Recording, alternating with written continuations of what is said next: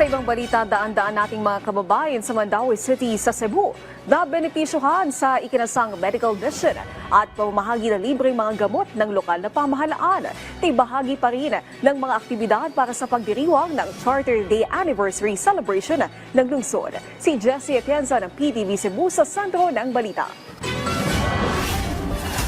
Dinagsanang nasa mahigit 600 na mga Mandawehanon ang inilunsad na medical mission kung saan iba't ibang serbisyong medikal ang inialok ng libre. Kabilang na dito ang general consultation, bone and anemia screening at dental check-up sa lahat. May mga libreng gamot at vitamins din na ipinamahagi sa mga lumahok sa aktibidad. Ayon sa alkalde ng lungsod, pagtupad lamang ito sa kanyang pangako na mapaganda ang serbisyong medikal sa kanilang mga kababayan, katuwang ang private health groups at mga health professionals. This medical mission is our way of saying that this celebration is for every Mandawehanon. Kay kamo ang tinubdan sa kalambuan sa atong syudad.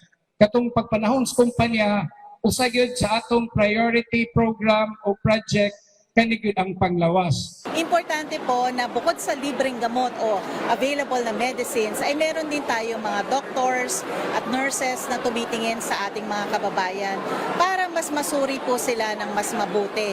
At kapag ka nasuri ka ng mabuti ay malalaman mo ano ba talaga ang mga kailangan mong gamot.